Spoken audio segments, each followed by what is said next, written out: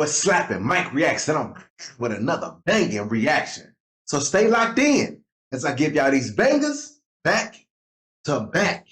Now, look, man, I'm gonna just say this right now and get this out the way because I think I've come across some a bit better, not better stuff. Let me stop because DDG and the fam, that's my fam.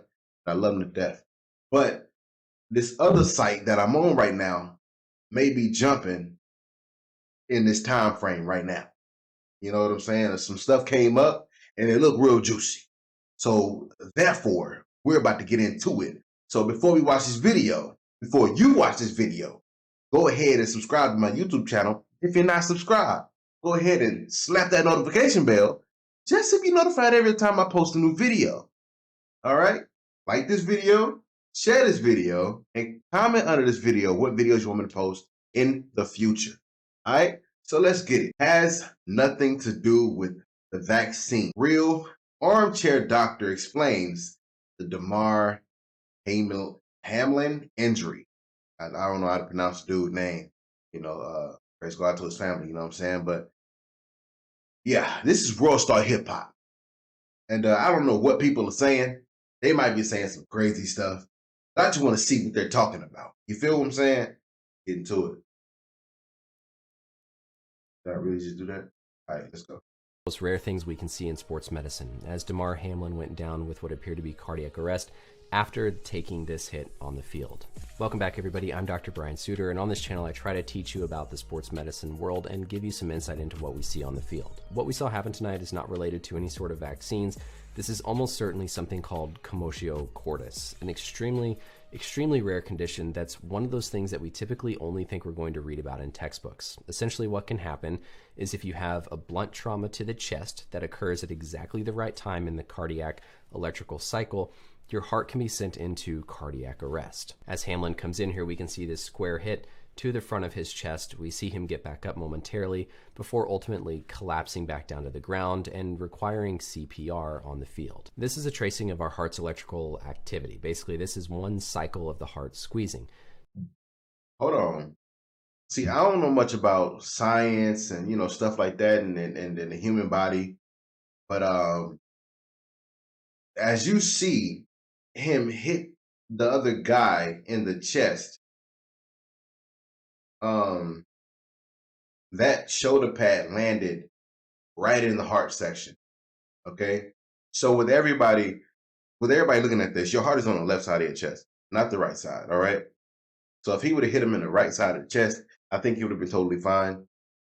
He hit him in that right side pretty hard. NFL is different from high school, way different from college.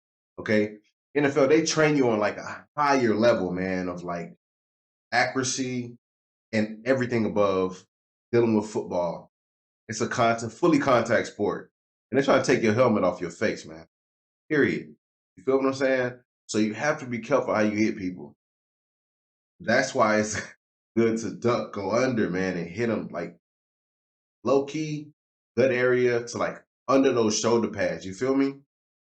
You can deal with knocking the air out of somebody than dealing with he dealt with before he died.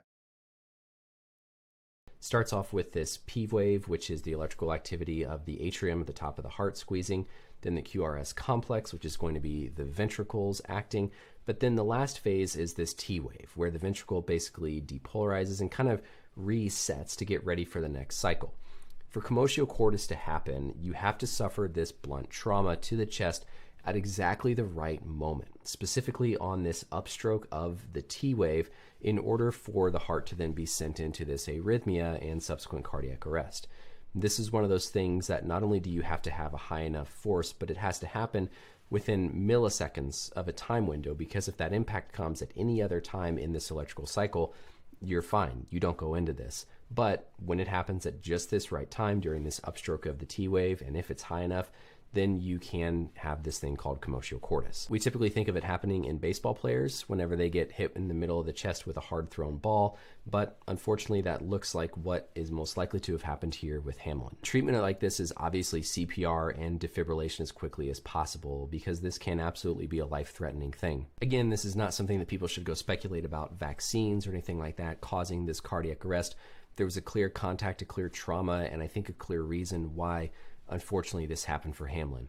My thoughts and prayers go out to the player, go out to his family, everybody else there on the field, the medical staff taking care of him. This is an extremely, extremely serious thing. One of those conditions that, like I said, you hope, you pray, you never actually see as a medical provider. But hopefully this was educational. Let me know, as always, any questions or comments down below. And until next time, we'll see you later. Bye. Dang, man. So that's crazy, dude. Like, he was like, no lie, man. Like, tomorrow's never granted. So never take life for granted. You know what I'm saying? And getting mad and stuff like this in life, man. Like, just, I understand every day it's not going to be a best day. At the same time, in your head and in now, physically, emotionally, verbally, be happy. You know what I'm saying? Because tomorrow's never promised. You know, he was just playing football. He was just killing the field, killing it. One hit within 30 seconds to 1 minute, boom, flatline. You know what I'm saying? So,